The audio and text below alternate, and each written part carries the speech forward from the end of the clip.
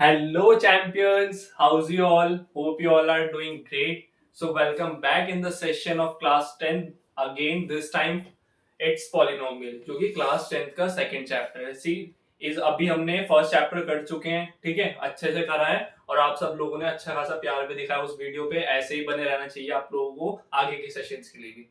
तो 10th class का polynomial chapter आज हम स्टार्ट करेंगे.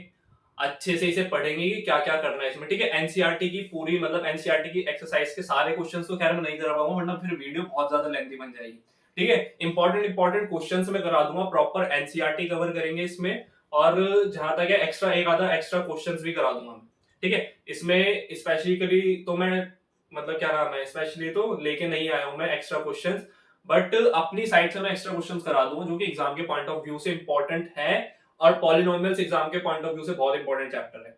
सो इस पॉलिनोमियल के टॉपिक के ऊपर ना एक और वीडियो लेके आऊंगा मैं कुछ दिनों में, जिसमें मैं आप लोगों को एक्स्ट्रा क्वेश्चंस दूंगा. उसे एज अ टेस्ट मान लेना या कुछ भी मान लेना, बट उसके इंपॉर्टेंट क्वेश्चंस कराऊंगा पॉलिनोमियल चैप्टर के, जो कि काफी इंपॉर्टेंट होंगे, मोस्ट इंपॉर्टेंट क्वेश्चंस करेंगे. और मैंने पहले भी आप लोगों को बताया हुआ है कि मैं अभी से ही आप लोगों को पीवाई क्यूज इंपॉर्टेंट क्वेश्चंस अभी से ही एक करता हुआ लेके चलूंगा, सो दैट आपके ना एक वो हैबिट बन जाएगी कि अलग टाइप के एनसीईआरटी से बाहर के जो कि प्रीवियस ईयर में आए हुए क्वेश्चंस है वो सॉल्व करने लग जाओ, ठीक है. तो वो भी हम इस सेशन में करेंगे. सॉरी, इस सेशन में तो नहीं करेंगे, नेक्स्ट जब भी मैं सेशन लेके आऊंगा पॉलिनोमियल्स के ऊपर उसमें आप लोगों को 10 या 20 मोस्ट इंपॉर्टेंट क्वेश्चन इस चैप्टर के करा दूंगा जो कि पीवाई क्यूज आए हुए, ठीक है. फिलहाल ये चैप्टर स्टार्ट करते हैं, देखते हैं पॉलिनोमियल क्या होता है, कैसे होता है, इस चैप्टर में हमने क्या करना है क्या नहीं करना वो देखते हैं. चलो स्टार्ट करते हैं. पॉलिनोमियल्स क्या होता है भाई? पॉलिनोमियल्स देखो, पॉलिनोमियल्स में जो हमारा पॉली वर्ड है, पॉली वर्ड का मतलब क्या होता है? मैनी. पॉली वर्ड का क्या मतलब होता है? मैनी. मैनी. एंड देन नॉमियल्स का मतलब क्या होता है? नॉमियल्स का मतलब होता है टर्म. मैनी टर्म्स की मतलब बहुत सारे पद, बहुत सारे टर्म्स को हम क्या बोलते हैं? पॉलिनोमियल्स. अब वो कैसे? देखो, पॉलिनोमियल के पास क्या होता है? पॉलिनोमियल के पास क्या होता है? पॉलिनोमियल्स के पास होता है कांस्टेंट्स, वेरिएबल्स, मैथमेटिकल ऑपरेशंस होते हैं और एक्सपोनेंट्स होते हैं. एक्सपोनेंट्स बोल लो या फिर आप लोग इसे बोल सकते हो डिग्री.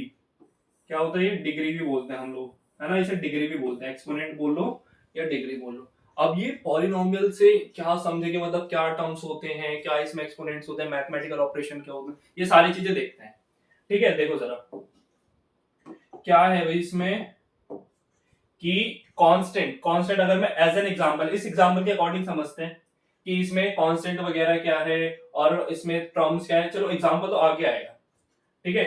एक सेकंड, ये डिग्री ज्यादा बड़ा हो गया क्या? रुक जाओ, डिग्री ठीक से लिख लेते हैं एक बार. डिग्री लिखने दो, ठीक है. अब तो नहीं हो रहा, हाँ अब ठीक है, अब डिग्री ठीक है. देखो भाई, पॉलिनोमियल्स की बात हो रही थी, पॉलिनोमियल्स में आते हैं मैनी टर्म्स. अब जैसे मैंने आप लोगों को एक बोल दिया कि 3x+4, 3x+4, अच्छा इसमें है भी देखो 4x+3 दिया हुआ है. तो 4x क्या है? 4x एक टर्म है. क्या है? एक टर्म है. और एक अगर मैं 3 की बात करूं, 3 क्या होता है? कांस्टेंट होता है. 3 क्या होता है? कांस्टेंट होता है. या फिर अगर मैं अभी आप लोगों को कंफ्यूज मत हो कांस्टेंट टर्म्स में, मैं बोल रहा हूं कि जो इसमें 4x है ना, 4x एक अलग से टर्म है, ये जो 3 है ये एक अलग टर्म है. ऐसी अगर मैं इस वाले एग्जांपल की बात करूं, -4x² ये एक टर्म है, ठीक है. 5x भी एक टर्म है और 2 भी टर्म है. तो पॉलिनोमियल्स का मतलब ही क्या होता है? Many terms. तो बहुत सारे टर्म देखो, इसमें 3 टर्म्स हैं, इसमें 2 टर्म्स है, इसमें कितने 1 2 3 4, इसमें 4 टर्म्स हैं.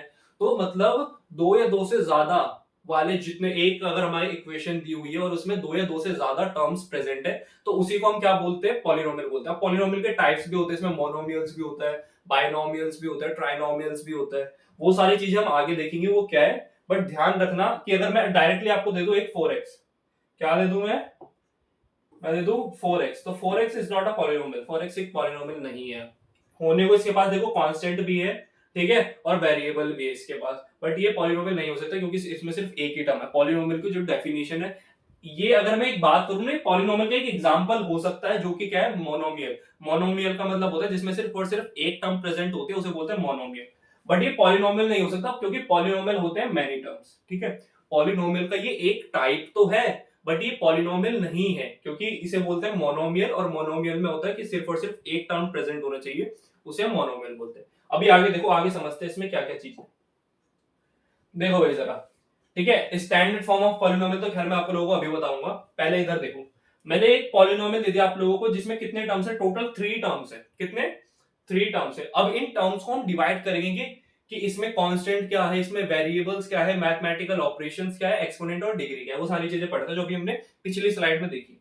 देखो भाई जरा, कि ये जो मेरा माइनस का 4 है, ये जिसकी मैं सिर्फ बात करूं कि ये 4 है, इसके साथ ना तो कोई x है, ना y है, ना z है, कुछ भी नहीं, खाली अकेला बैठा हुआ है 4। तो इसे क्या बोलते हैं? इसे हम बोलते हैं कांस्टेंट टर्म। क्या बोलते हैं इसे? इसे हम बोलते हैं कांस्टेंट टर्म। इसे बोलते हैं कांस्टेंट टर्म। ठीक है, अब इससे जान लो कि क्या क्या चीजें होती है। वैसे आप लोगों ने रिसेंट क्लासेस जैसे 9th में भी पढ़ा हुआ है सब, तो बाकी फिर भी गो थ्रू कर लेते हैं। ठीक है, अब ये जो भी हमारा एक्स स्क्वायर है, ये एक्स है, जो कि ए स्क्वायर होता है कितनी बार, ए होता है, वाई स्क्वायर होता है, वाई होता है, जो भी ऐसे अल्फाबेटिकल ऑर्डर्स होते हैं ना, अल्फाबेटिकल टर्म्स होते हैं। अल्फाबेटिकल टर्म्स को हम क्या बोलते हैं? वेरिएबल। अल्फाबेटिकल टर्म्स को हम क्या बोलते हैं? इन्हें हम बोलते हैं वेरिएबल्स। ठीक है, इन्हें बोलते हैं हम वेरिएबल्स। ठीक है, अच्छा, इस वेरिएबल, ये जो हमारा एक्स है, एक्स की पावर कितनी है? एक्स की पावर है 2। एक्स की पावर कितनी है? एक्स की पावर है 2। तो ये जो x की पावर 2 है, इसे हम क्या बोलते हैं? इसे ही बोलते हैं एक्सपोनेंट या फिर डिग्री। क्या बोलते हैं इसे? एक्सपोनेंट या डिग्री। अब जैसे अगर मैं इस वाले x की बात करूं, तो इसकी पावर या एक्सपोनेंट कितनी है? पावर या एक्सपोनेंट या डिग्री कितनी है? इसकी है 1। आप लोगों को पता होगा कि जिसकी अगर किसी अल्फाबेट की अगर हमें पावर नहीं पता तो हम इसे 1 एज्यूम करते कि 1 ही होती। ठीक है, अच्छा और कुछ बताना? हाँ देखो, अब जरा एक चीज इंपॉर्टेंट है, बच्चे इसमें बहुत कंफ्यूज होते हैं। ये दो चीजें बहुत इंपॉर्टेंट है। इसमें बात करिए कॉफिशिएंट ऑफ एक्स स्क्वायर की। एक्स स्क्वायर का कॉफिशिएंट क्या है? भाई एक्स स्क्वायर ये रहा। एक्स स्क्वायर के साथ जो भी नंबर मल्टीप्लाई हो रहा है ना, एक्स स्क्वायर के साथ जो भी नंबर मल्टीप्लाई में हो रहा है, चाहे वो माइनस का हो चाहे प्लस का हो, वो वैल्यू जो होती है वही होता है कॉफिशिएंट ऑफ एक्स स्क्वायर। तो अभी एक्स स्क्वायर के साथ क्या? एक्स स्क्वायर के साथ है 2 जो कि मल्टीप्लाई हो रहा है, तो कॉफिशिएंट ऑफ एक्स स्क्वायर क्या होगा? ये भी होगा 2। अब नीचे आ गया coefficient of x. Coefficient of x, x के साथ क्या मल्टीप्लाई हो रहा है सर? प्लस का 3, प्लस का 3, तो यहाँ पे आंसर क्या आएगा हमारा? 3। अच्छा, अब अगर ऐसा होता कि मैंने ना आप लोगों को एज एन एग्जांपल बोलते कि यहाँ पे प्लस का 3x नहीं है, ये माइनस का 3x है, और इस टाइम पे अगर मैं आप लोगों से पूछूं कि मेरा कॉफिशिएंट ऑफ x क्या है, तो कॉफिशिएंट ऑफ x क्या हो जाएगा? वो हो जाएगा -3। ध्यान रखना, इस कंडीशन के लिए बताया मैंने, एज एन एग्जांपल बोला है। ठीक है, तो ये पता होना चाहिए। अभी मैं ये मिटा देता हूँ, जब आप स्लाइड में देखोगे, जब आप पीपीटी में देखोगे, कंफ्यूजन ना हो, इसलिए बस यहाँ पे पता होना चाहिए। ठीक है, चलो ये तो छोड़ो। ठीक है भाई, आ जाओ आगे। हाँ, अब बात करते हैं स्टैंडर्ड फॉर्म ऑफ पॉलिनोमियल की। पॉलिनोमियल की स्टैंडर्ड फॉर्म क्या होती है? पॉलिनोमियल की स्टैंडर्ड फॉर्म ये होती है a x square plus b x plus c is equals to 0। 0 equal to में 0 इंपॉर्टेंट है कि मतलब जब भी पॉलिनोमियल की बात करते हैं ना, ये होना चाहिए, क्योंकि उसके बिना काफी सारे बच्चे गलती करते हैं, और क्या गलती करते हैं वो हम आगे देखेंगे। देखो भाई जरा, इसमें एक्स स्क्वायर की बात करें। अच्छा, अगर मैं इसके अकॉर्डिंग देखूं, एक्स स्क्वायर का कॉफिशिएंट क्या है? एक्स स्क्वायर का कॉफिशिएंट ए है। एक्स का कॉफिशिएंट क्या है? एक्स का कॉफिशिएंट बी है। एक्स स्क्वायर और एक्स है क्या इसमें? एक्स स्क्वायर और एक्स है हमारे वेरिएबल्स, इसमें क्या होंगे? इसमें भी हमारे वेरिएबल्स होंगे। सी क्या है हमारा? सी है कांस्टेंट। ए और बी हमने बता दिया, ए और बी तो खैर इसके क्या नाम है, कॉफिशिएंट ऑफ एक्स स्क्वायर और कॉफिशिएंट ऑफ एक्स थी। ठीक है, बट ये ना याद रखना चाहिए आप लोगों को, ये बहुत इंपॉर्टेंट है, a x square plus b x plus c. ये वैसे क्वाड्रेटिक इक्वेशन भी है, आप लोगों को पता भी होगा क्वाड्रेटिक इक्वेशन क्या होती है, जिसकी हाईएस्ट पावर या हाईएस्ट डिग्री या हाईएस्ट एक्सपोनेंट जो 2 होती है। जब भी किसी वेरिएबल की हाईएस्ट डिग्री 2 होती है तो उसे हम क्या बोलते हैं? Quadratic equation. आगे पढ़ेंगे भी इसे, बट जस्ट ऐसे ही बता रहा हूँ। ठीक है, तो हम लोगों ने पढ़ लिया स्टैंडर्ड फॉर्म ऑफ पॉलिनोमियल क्या होती है? वो होती है a x square plus b x plus c is equals to 0। ये हर एक बच्चे को पता होने चाहिए, और शायद कितनों को पता भी होगी, 9th में भी एक बार गो थ्रू हो जाता है इससे। ठीक है, आगे आ जाओ जरा, आगे देखते हैं भाई क्या है। अब आता है different types of polynomials based on terms. देखो भाई, अभी मैंने जब हम फर्स्ट स्लाइड में बात कर रहे थे टर्म्स की, तभी मैंने बताया था कि पॉलिनोमियल, जो मैंने 4x वाला एग्जांपल दिया था, कि 4x जो है टाइप्स ऑफ पॉलिनोमियल में तो आता है, बट वो पॉलिनोमियल है नहीं। ठीक है, देखो अब बेस्ड ऑन टर्म्स, अब हम टर्म्स के ऊपर इसे डिफाइन करेंगे। टर्म्स के ऊपर क्या करेंगे? इसे डिफाइन करेंगे। देखो जरा, सबसे पहला आता है मोनोमियल। मोनोमियल में क्या होता है? वन टर्म्स, जिसमें सिर्फ और सिर्फ वन टर्म प्रेजेंट होता है, उसे हम बोलते हैं मोनोमियल। जैसे एग्जांपल दिया हुआ है 3x, जैसे मैंने आप लोगों को 4x एग्जांपल दिया था। ठीक है, 5y स्क्वायर 10z क्यूब, हमें फर्क नहीं पड़ता कि इसके साथ जो, जैसे y स्क्वायर है, इसके साथ 10 के साथ क्या है z क्यूब है, हमें इस चीज से फर्क नहीं पड़ता, इसमें सिर्फ और सिर्फ एक टर्म होना चाहिए, सिर्फ क्या होना चाहिए, एक ही टर्म होना चाहिए, एक से ज्यादा टर्म नहीं होना चाहिए। मोनोमियल की कंडीशन होती है कि उसमें सिर्फ और सिर्फ एक टर्म प्रेजेंट होना चाहिए, और टर्म मैं आप लोगों को डिफाइन कर चुका हूं कि टर्म होता क्या, ठीक है। अब जैसे आप लोगों में खाली 4 लिख के दे दूं, 4 कि सर खाली अगर मैं सिर्फ 4 की बात करूं, क्या ये मोनोमियल है? हो सकता है भाई मोनोमियल, आप लोग नहीं, मोनोमियल क्यों होगा, इसके साथ कोई भी वो नहीं है ना, क्या नाम है, वेरिएबल नहीं है इसके साथ, वेरिएबल भी होना जरूरी है, जैसे 4x हो गया, 3x हो गया, 5x हो गया, ये सारे के सारे मोनोमियल में आते हैं, ठीक है। सॉरी, आ जाओ जरा बाइनोमियल देखते हैं। बाइनोमियल क्या है? बाइनोमियल सिर्फ इतना से कि जिसमें से टू टर्म्स प्रेजेंट है उसे बाइनोमियल बोलते हैं। टू टर्म्स कैसे सर? 2x माइनस 5, अब देखो इसमें सिर्फ -5 आ रहा है, -5 एक टर्म है, अच्छा फिर तो आप -4 को अगर मैं जो अभी एग्जांपल दिया था 4 या -4 का, उसे भी हम लोग एज अ वन टर्म मान के मोनोमियल बता सकते हैं, हाँ ठीक है, फिर वो भी ठीक है, अगर इसमें हम कर रहे हैं तो वो भी ठीक है। आ जाओ जरा एग्जांपल देखो, 2x माइनस 5, 2x माइनस 5, तो 2x एक अलग टर्म है, -5 एक अलग टर्म है, तो दो टर्म्स प्रेजेंट है, इसलिए कौन सा बाइनोमियल। इसमें देखो 3x प्लस 2, इसमें भी दो टर्म्स प्रेजेंट है, तो ये भी क्या है, बाइनोमियल। इसमें 5x स्क्वायर माइनस 9x, तो इसमें भी दो टर्म्स प्रेजेंट है, ये भी क्या है, बाइनोमियल। अब आप लोगों को टर्म्स तो क्लियर होने लग गए होंगे कि टर्म्स कैसे हम काउंट करते हैं, टर्म्स कैसे डिफाइन कर सकते हैं कि किसी इक्वेशन में कितने नंबर ऑफ टर्म्स है। एक आता है ट्राइनोमियल, थ्री टर्म्स में क्या है, 3z³ minus 8z square plus z, देखो तीन टर्म्स है, तीन टर्म्स है अलग अलग, एक ये रहा, एक ये रहा और एक ये रहा, तो तीन टर्म्स अलग अलग है, तो कौन सा हो गया, ट्राइनोमियल्स। इसमें भी तीन टर्म्स है, एक दो और तीन, तीन टर्म्स इसमें भी, तो ये भी क्या है, ट्राइनोमियल। अभी ये जो हमने डिफरेंट टाइप्स ऑफ पॉलिनोमियल्स पढ़े हैं, ये बेस्ड ऑन टर्म्स हैं। अभी बेस्ड ऑन किसका पढ़ेंगे, देखो जरा, अब किस पे बेस्ड पढ़ेंगे, बेस्ड ऑन डिग्री या फिर एक्सपोनेंट, और ये बहुत इंपॉर्टेंट है, मैंने इंपॉर्टेंट का साइन भी लगा हुआ है, शायद वीडियो में ना दिख रहा हो, बट मस्ट है ये, मोस्ट इंपॉर्टेंट है ये, ठीक है। बेस्ड ऑन डिग्री या एक्सपोनेंट के ऊपर जो भी हम बात करते हैं, डिफरेंट टाइप्स ऑफ पॉलिनोमियल देखते हैं, ये मोस्ट इंपॉर्टेंट है, इसमें अक्सर बच्चे कंफ्यूज होते हैं। देखो भाई, सबसे पहला आता है लीनियर पॉलिनोमियल। लीनियर पॉलिनोमियल कौन सा होता है, जिसकी डिग्री 1 होनी चाहिए, जिसकी डिग्री 1 होगी उसे कौन सा बोलते हैं, वो कौन सा पॉलिनोमियल कहलाता है, वो कहलाता है 1 पॉलिनोमियल। अब different types of terms and different types of degree exponent में आप लोगों ने कंफ्यूज नहीं होना।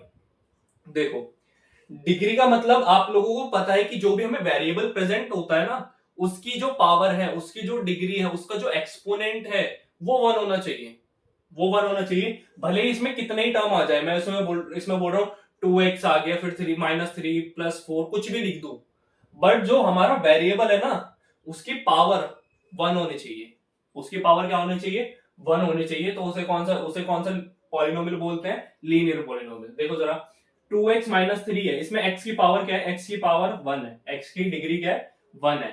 ऐसे इसमें 5y + 8 है, इसमें y की पावर क्या है, इसमें ये भी 1 है, तो देखो कितनी होनी चाहिए, डिग्री मस्ट बी 1, डिग्री कैसी होनी चाहिए, 1 होनी चाहिए।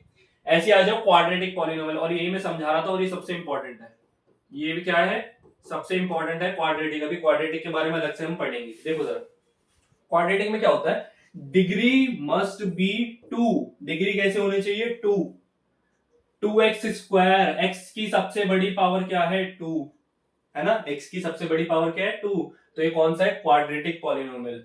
z की सबसे बड़ी पावर क्या है, 2, तो कौन सा है ये, क्वाड्रेटिक पॉलिनोमियल। तो ऐसे हम डिग्री पहचानते हैं, ठीक है। अच्छा, अगर मैं इसमें नंबर ऑफ टर्म्स की बात करूं, तो इसमें नंबर ऑफ टर्म्स है 1 2 3, 3 नंबर ऑफ टर्म्स है, बट अगर मैं बात करूं डिग्री की या एक्सपोनेंट की, तो वो कितनी है, 2।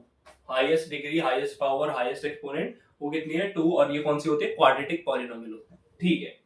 आ जाओ जरा बात करते हैं क्यूबिक पॉलिनोमियल की। Cubic polynomial degree must be 3, degree कितनी होनी चाहिए, 3 होनी चाहिए, डिग्री कितनी होनी चाहिए, 3। जैसे 4z³ -8x स्क्वायर + 9x - 1, तो इसमें देखो अगर मैं x की बात करूं, हमारे पास वेरिएबल्स कितने हैं, वेरिएबल से मेरे को नहीं फर्क पड़ता, x है, y है, z है, कितने भी वेरिएबल हो, बट उनमें जो सबसे बड़ी पावर रहेगी ना, वो 3 रहनी चाहिए, क्योंकि मैं क्यूबिक पॉलिनोमियल की बात कर रहा हूं, तो कितनी रहनी चाहिए, 3। तो z की पावर कितनी है, 3, इसलिए कैसा हो गया, क्यूबिक पॉलिनोमियल। अब देखो इसमें सिर्फ और सिर्फ 2 टर्म्स प्रेजेंट है, 2y³ + 5, और y की सबसे बड़ी पावर सिर्फ एक ही y प्रेजेंट है, सबसे बड़ी पावर कितनी है, 3, y की पावर कितनी है, 3, तो ये कौन सा होता है, क्यूबिक पॉलिनोमियल। तो आप लोगों ने different types of polynomials based on terms भी सीख लिया, बेस्ड ऑन डिग्री या एक्सपोनेंट भी सीख लिया। ठीक है, बहुत इंपॉर्टेंट चीजें हैं ये। अब आगे आ जाओ, जरा आगे क्या है, अब हम एक्सरसाइज स्टार्ट कर रहे हैं। अब हम क्या कर रहे हैं, एक्सरसाइज स्टार्ट कर रहे हैं। फिर इसमें आप लोगों को मैं क्वाड्रेटिक इक्वेशन के बारे में भी पढ़ाऊंगा। क्वाड्रेटिक इक्वेशन क्या होती है, क्या रूट्स होते हैं, क्या जीरोस वगैरह होते हैं, वो भी पढ़ेंगे। देखो जरा एक्सरसाइज 2.1 का पहला ही क्वेश्चन है, the graph of y is equals to px are given. ये गिवन दिए हुए हैं graphs for some polynomial px, find the number of zeros. Number of zeros find करना। अब देखो आप लोग 9th क्लास में ग्राफ बनाना सीख के आ चुके हो, ठीक है। जैसे एक एग्जांपल करा देता हूं, मैंने ना आप लोगों को एक एग्जांपल दे दिया कि एक इक्वेशन दे रहा हूं मैं, जो कि है x plus 2y is equal to 0। अब मैंने बोल दिया कि मेरे को इसका ग्राफ बना के दिखा दो, तो आप लोग क्या करोगे, आप लोग बनाते थे एक बॉक्स। क्या करोगे, एक बॉक्स बनाएंगे, ठीक है, जिसमें हम यहाँ पे x पुट करेंगे, यहाँ पे हम y पुट करेंगे। तो अपनी मर्जी से हम रैंडमली पहले तो क्या करते थे, इनकी वैल्यूज लिखते थे। चलो x में एक काम करता हूँ, थोड़ा सा इजी हो जाएगा। ये मैंने कर दिया कि x माइनस 2y ले लिया। x माइनस 2y को थोड़ा सा कंडेंस करोगे तो हो जाएगा x is equal to 2y। ठीक है, ये सही है। अब देखो x की वैल्यू हम अपनी मर्जी से लेंगे और y की वैल्यूज भी आएंगी। तो x की वैल्यू में सबसे पहले 0 पुट कर रहा हूं, x की वैल्यू यहां 0 पुट करो भाई। ठीक है, तो y की वैल्यू कितनी आएगी, y की वैल्यू भी आएगी क्या, 0। ठीक है, x की वैल्यू मैं 1 पुट कर रहा हूं, x की वैल्यू कितनी पुट कर रहा हूं, 1। x is equal to 2y है, x की जगह मैं 1 पुट कर रहा हूं, तो मेरा y कितना आएगा, y आ जाएगा मेरा 1/2। y कितना आएगा, x की वैल्यू अगर मैंने 1 पुट करी तो y आएगा मेरा 1/2, which is equal to something 0.5 होगा, है ना। फिर देखो जरा, x की वैल्यू अगर मैं अब 2 पुट कर दूं, x की वैल्यू मैंने 2 ले ली और ये है 2y, तो y की वैल्यू कितनी आ गई, y की वैल्यू आ गई 1। y की वैल्यू कितनी आ गई, y की वैल्यू आ गई 1। तो x की वैल्यू कितनी लिखती है, 2, y आ गया 1। ठीक है, अब इसे ग्राफिकली रिप्रेजेंट करते हैं। इसे क्या करते हैं, ग्राफिकली रिप्रेजेंट करते हैं। थोड़ा कैसे करेंगे, अब आप लोगों ने देखो ग्राफ लेना है, कुछ नंबर्स डाल दो इस पे। यहाँ पे पहले तो ये ओरिजिन होता है जिसके 0,0 कोऑर्डिनेट्स होते हैं। अच्छा, आप लोगों को इतना तो पता होगा कि ये एक्स एक्सिस होती है, ठीक है। ये वाली कौन सी होती है, हॉरिजॉन्टल, जो कि अच्छा जो कि हमारी वर्टिकल होती है, कौन सी, ये हमारी वाई एक्सिस होती है, ठीक है। ऊपर सारे पॉजिटिव टर्म्स होते हैं, एक्स में इधर के सारे पॉजिटिव टर्म्स होते हैं, ये सारे नेगेटिव एक्स वाले टर्म्स होते हैं, ये सारे नेगेटिव वाई वाले टर्म्स होते हैं। और क्वाड्रेंट्स भी आप लोगों को पता होगा, first second third fourth, but वैसे क्वाड्रेंट की इसमें कोई नीड नहीं है, बट जस्ट आप लोग ये चीजें इस पे रिप्रेजेंट करनी सीख लो और कितनों को आती भी होगी। सबसे पहले एक्स की वैल्यू 0, भाई एक्स और वाई दोनों यहाँ पे 0 होते हैं, एक्स की वैल्यू 0 पुट करी, वाई भी 0 आ रहा, तो यही रहेगा। अच्छा, मैं पहले एक बार ये भी लिख देता हूँ, ले लो 1 2 3 4। खैर इससे तो बड़ा है ही नहीं, इससे क्या बहुत ही छोटे नंबर लिए हैं तो ये आगे जाएगा ही नहीं ज्यादा। देखो भाई, अब सबसे पहले वैल्यूज पुट करते हैं। सबसे पहले x की वैल्यू 0 पुट करी तो y भी 0 आ रहा है, कोई दिक्कत नहीं, यहाँ तो ऐसे कैसे कर दो। x की वैल्यू 1 पुट करी, x की वैल्यू अब क्या पुट करी है, x की वैल्यू हमने 1 पुट करी है, ये x की वैल्यू 1 पुट करने पे y की वैल्यू आ रही है 1/2। अच्छा, 1/2 मतलब कुछ यहाँ पे होगा, मतलब वो 0.5 होगा, तो 0 पॉइंट कहीं ना कहीं यहाँ पे लाई कर रहा होगा, ठीक है ना। उसके बाद क्या है, उसके बाद मैंने x की वैल्यू अगर 2 डाली, x की वैल्यू क्या डाली, x की वैल्यू 2 डाली, तो y आ रहा है 1। x की वैल्यू 2 डालने पे y कितना आ रहा है y आ रहा है 1, ठीक है। अब इन्हें आप लोग क्या कर सकते हो, ज्वाइन कर लो सॉरी, अब इन्हें हम ज्वाइन कर लेते हैं भाई, इन्हें ज्वाइन कर लें। कौन से कलर से कर लें, व्हाइट से कर लें, चलो ग्रीन से कर लेते हैं। देखो अब ज्वाइन कैसे होंगे, सबसे पहले तो हमारा ये वाला आया था, ये रहा, एक ये वाली लाइन बनेगी और एक 0, ये वाली कटी थी ना,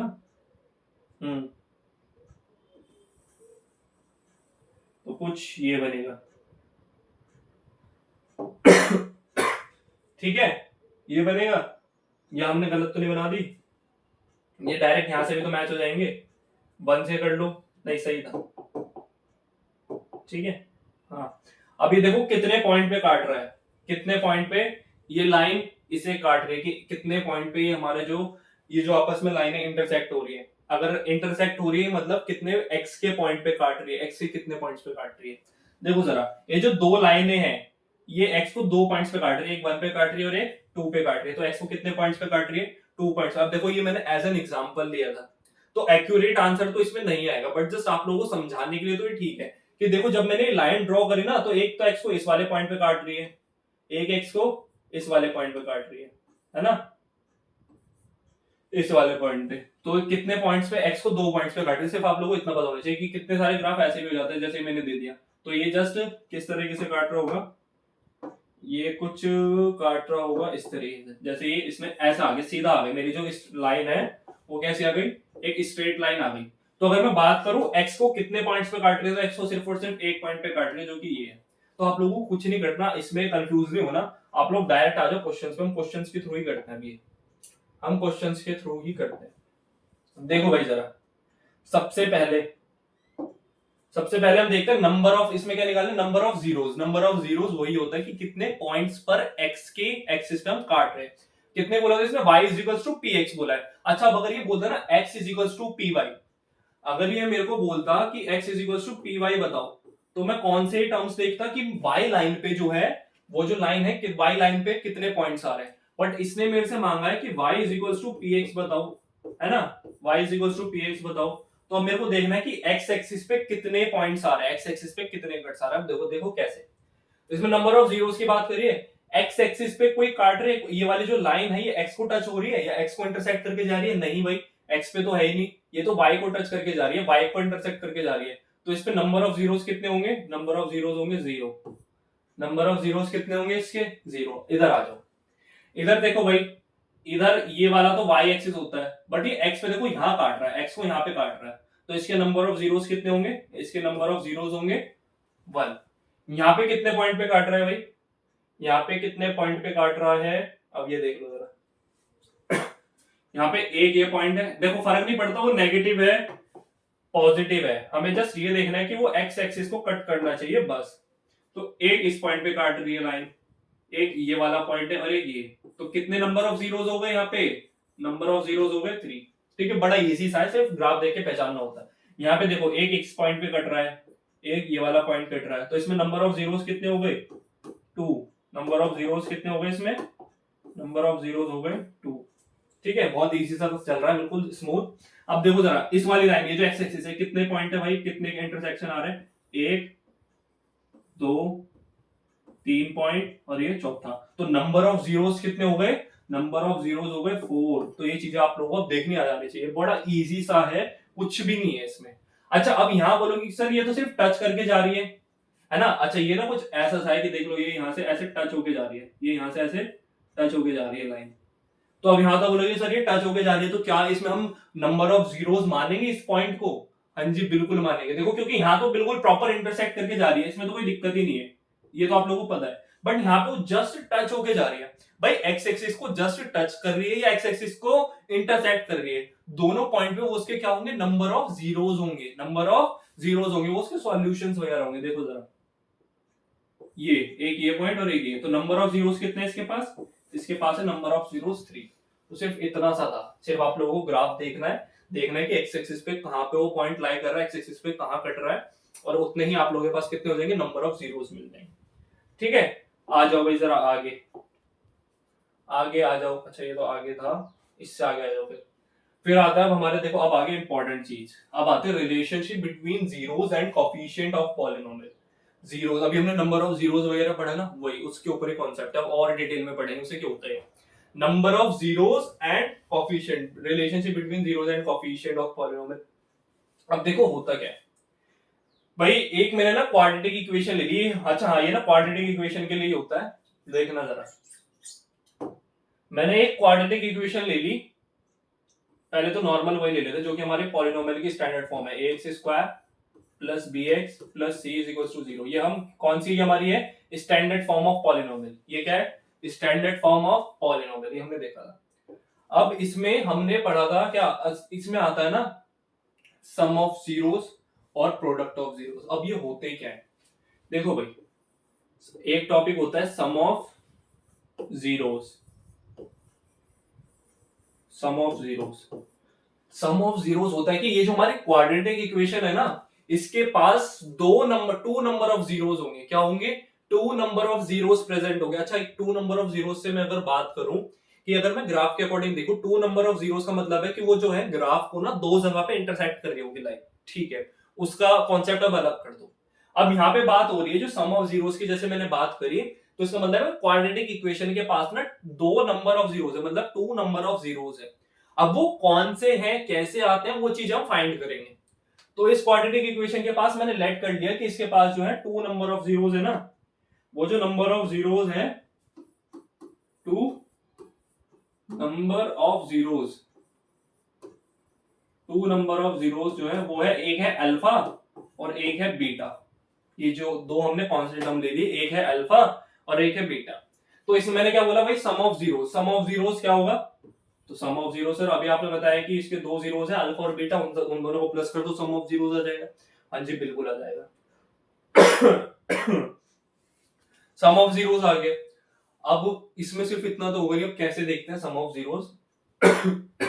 सम ऑफ जीरोस का एक होता है फॉर्मूला, वो क्या होता है? वो होता है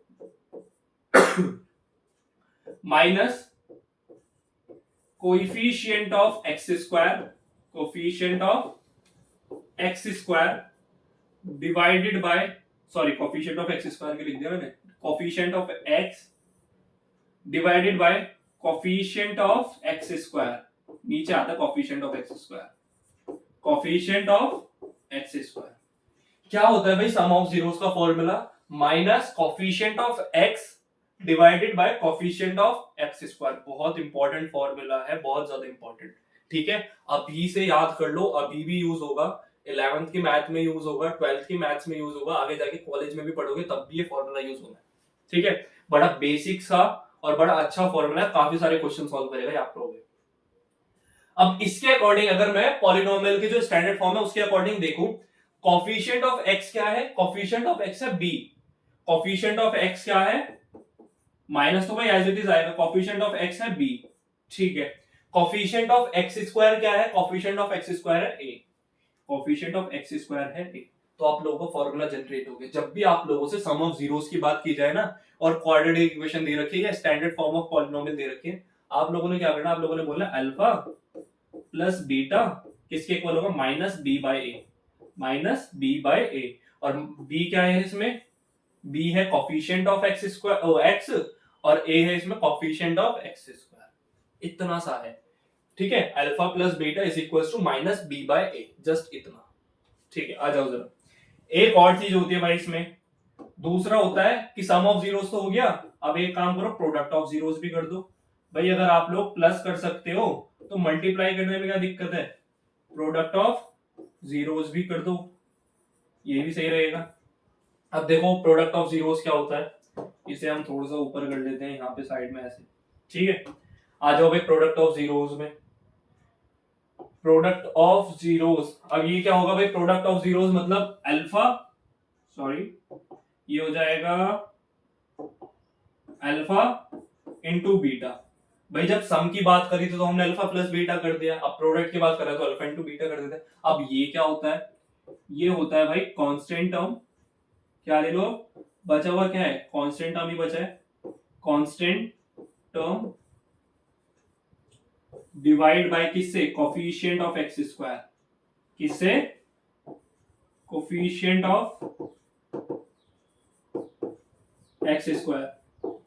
कोएफिशिएंट ऑफ एक्स स्क्वायर से डिवाइड कर दो कांस्टेंट टर्म को, वो हमें मिल जाएगा प्रोडक्ट ऑफ जीरोस। और ये क्या होता है?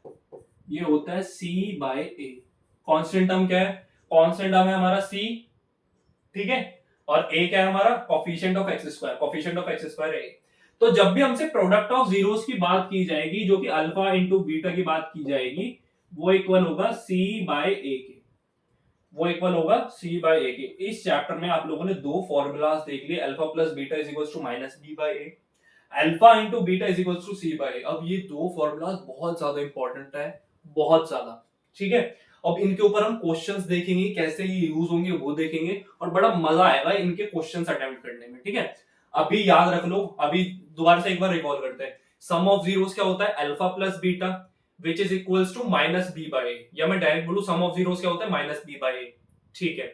फिर प्रोडक्ट ऑफ जीरोस क्या होता है, वो होता है सी बाई ए, मतलब अल्फा इंटू बीटा की वैल्यू क्या होगी c by a, constant term upon में कोफिशिएंट ऑफ एक्स स्क्वायर, जो कि सम ऑफ जीरोस में क्या होता है माइनस बी बाई ए, मतलब minus coefficient of x divided by coefficient of x square. तो ऐसे आप लोगों को रिकॉल करोगे ना, जैसे जैसे रिकॉल करोगे, जैसे जैसे क्वेश्चंस अटेम्प्ट करोगे, वैसे वैसे ये चीजें याद होती रहेगी, ठीक है भाई। आगे आ जाओ, आगे क्या है, आगे है क्वेश्चंस। अब हम लोगों ने इस चैप्टर के बेसिक्स टर्म्स एंड मतलब जो भी इसमें करना है ना, जो भी फॉर्मूला फॉर्मूला तो केवल में दो ही पड़े और यही दो फॉर्मूला यूज होने आगे तक। तो इसमें हम हर एक चीज, हर एक कॉन्सेप्ट पढ़ चुके हैं, क्वेश्चन अटेम्प्ट करने की बारी अब देखो। और यही क्वेश्चन सबसे इंपॉर्टेंट है जो हम पहली बार कर रहे हैं। Find the zeros of the following quadratic polynomial. देखो बात आ गई ना क्वाड्रेटिक पॉलिनोमियल, तो बच्चों आप सबको पता होना चाहिए क्वाड्रेटिक पॉलिनोमियल का मतलब क्या है, अभी हमने पढ़ा था, शुरू में पढ़ के आए हम। क्वाड्रेटिक पॉलिनोमियल का मतलब है कि जिसकी डिग्री 2 होनी चाहिए, जिसकी हाईएस्ट पावर कितनी होनी चाहिए 2, जिस भी पॉलिनोमियल की हाईएस्ट पावर 2 होती है वो क्वाड्रेटिक पॉलिनोमियल होता है। And verify the relationship between the zeros and the coefficients. Zeros और उनके कोफिशिएंट्स के बीच में हमें रिलेशनशिप फाइंड करनी है। देखो ये क्वेश्चंस कैसे अटेम्प्ट करेंगे, पहला देखो जरा, इसमें से कुछ मैं कराऊंगा, कुछ आप लोग खुद से ट्राई करना है। X square minus 2x minus 8, ये हमें एक टर्म दिया हुआ है, ठीक है, ये हमें एक क्वाड्रेटिक पॉलिनोमियल दिया हुआ है, ठीक है। अब इसे आगे कैसे बढ़ाएंगे, अब देखो आप लोगों को मिडल टर्म स्प्लिटिंग मेथड आती होगी, आप लोगों ने 9th में भी करी और शायद 8th में भी सीख के आएंगे। मिडल टर्म स्प्लिटिंग मेथड, जिससे हमें x की दो वैल्यूज, मतलब क्वाड्रेटिक इक्वेशन में x की दो वैल्यूज मिलती है, और वो दो वैल्यूज होती क्या है, वही होती है हमारा सम ऑफ जीरोस। जो मैंने आप लोगों को अभी बताया कि एक जो हमारा क्वाड्रेटिक पॉलिनोमियल है, जो हमारी स्टैंडर्ड फॉर्म ऑफ पॉलिनोमियल है, उसमें जो मैंने दो जीरोस लेट किए थे ना, alpha and beta, middle term splitting करने के बाद जो हमारी एक्स की दो वैल्यूज आएंगी वही वो कांस्टेंट टर्म्स हैं, अल्फा और बीटा की वैल्यूज ही वो होती हैं जो हम क्वाड्रेटिक सॉल्व करके करते हैं। जैसे देखो अभी मैंने आप लोगों को पीछे बताया था, कहा था अल्फा इंटू बीटा वाला, है ना। अगर मैं इस क्वाड्रेटिक को सॉल्व करूंगा, जो एक्स की दो वैल्यूज आएंगी वो अल्फा और बीटा, तो वो यही तो आती है माइनस बी बाई ए और सी बाई ए। ये करके भी देखना, बाकी आप देखो क्वेश्चंस के थ्रू करते हैं। ये हो गया मिडिल टर्म स्प्लिटिंग में हम लोग क्या करेंगे, देखो भाई एक्स स्क्वायर है, इसका कोफिशिएंट क्या है, अब इसमें गलती मत करना, एक्स स्क्वायर का कोफिशिएंट क्या है, एक्स स्क्वायर का कोफिशिएंट है 1। एक्स स्क्वायर के कोफिशिएंट की मल्टीप्लाई करते हैं कांस्टेंट टर्म से, जो कि हो गया 1 इंटू 8, ठीक है, कितना आया 8 आया। अब हमें मिडल टर्म देखना पड़ता है, मिडल है माइनस का 2, क्या है मिडल माइनस का 2, मतलब एक्स का कोफिशिएंट देखना पड़ता है जो कि माइनस का 2। अब हमें दो ऐसे नंबर देखने हैं, मतलब 8 के ऐसे दो फैक्टर्स देखने हैं जिन्हें मल्टीप्लाई करने पे 8 आना चाहिए, ठीक है, मल्टीप्लाई करूं तो 8 आ जाए प्लस का, और माइनस करूं तो प्लस माइनस करके मेरा माइनस का 2 आ जाना चाहिए। दोबारा से सुनो, मेरे को दो ऐसे टर्म चाहिए जिन्हें मल्टीप्लाई करने पे प्लस का 8 आ जाए, माइनस प्लस करने पे मेरे पास माइनस का 2 आना चाहिए। अब चाहे मैं माइनस करके माइनस का 2 ला रहा हूं या प्लस करके माइनस का 2 ला रहा हूं, वो मेरे ऊपर है। अब देखो ये कैसे करेंगे, 8 के आप लोग फैक्टर्स बना लो, 8 के फैक्टर्स 2 4 जा 8, 2 2 जा 4 एंड 2 1 जा 2, ये बन गए 8 के फैक्टर। अब इन्हें किसी ऐसे तरह की मल्टीप्लाई करनी है और इस तरह के टर्म्स में इन्हें स्प्लिट करना है जो कि मल्टीप्लाई करके ही आ जाए, प्लस या माइनस करके आएगा, क्या माइनस करके ही आ जाए। देखो जरा मैं बोल रहा हूं 2 2 जा 4, 2 2 जा 4 हो गया, तो इसे हम बना लेते हैं 4 इंटू 2, 4 2 जा क्या होता है 8। एक चीज तो हमारी सॉल्व हो गई कि हमें दो नंबर मिल गए जिनका मल्टीप्लाई करके 8 आ रहा है। अब देखना ये कि मिडिल टर्म बन रहा है कि मैं 4 और 2 को किसी इसी तरह इनके साइन लगा सकता हूं जो कि मेरा 8 बन जाए, सॉरी माइनस का 2 बन जाए। कि अगर मैं आप लोगों को बोल दूं भाई माइनस का 4 है और प्लस का 2 है, तो आंसर क्या आएगा माइनस का 2। हाँ जी आ रहा है भाई, देखो बन गए हमारे फैक्टर्स, बन गए हमारे, हो गए हमारी मिडिल टर्म स्प्लिटिंग। तो जस्ट ये कर दो, अब क्या होगा एक्स स्क्वायर, ठीक है। अब आप लोगों के ऊपर है, माइनस का 4x पहले ले लो, प्लस का 2x पहले ले लो, वो आप लोगों के ऊपर है।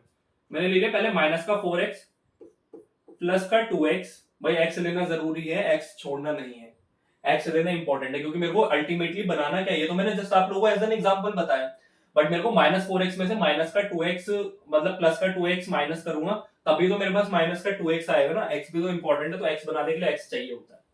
माइनस का 8, अब देखो जरा इसमें से इन दोनों में से x कॉमन निकाल लो, x कॉमन आया, अंदर क्या बचा, इसके पास 2x है तो एक x एज इट इज रह गया, मतलब इसके पास x का स्क्वायर था ना, तो एक x एज इट इज रह गया। यहां से क्या आया, इसने भी एक x बाहर दे दे तो बचा क्या 4।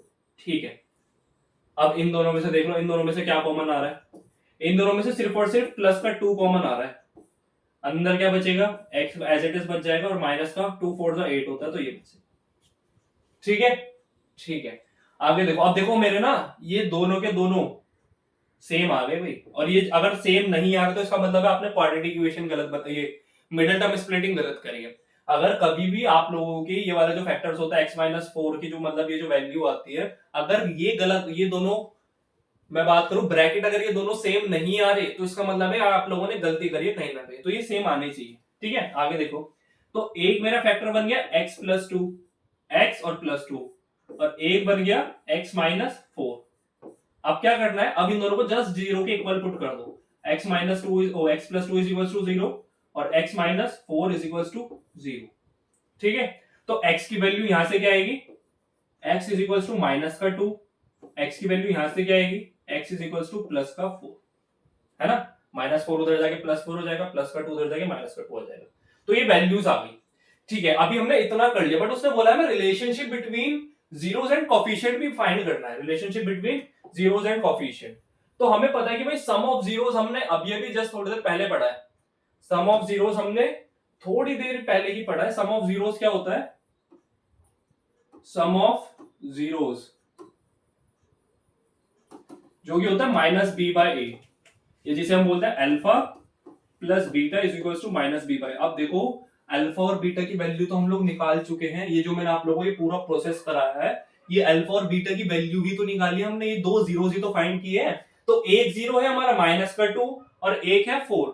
ठीक है, तो पुट कर दो, आप लोग की मर्जी, अब अल्फा इसे अल्फा मान लो या इसे अल्फा मान लो, आप लोग की मर्जी, वो टोटली डिपेंड्स ऑन यू। ठीक है, नाउ लेट्स बिगिन दिस।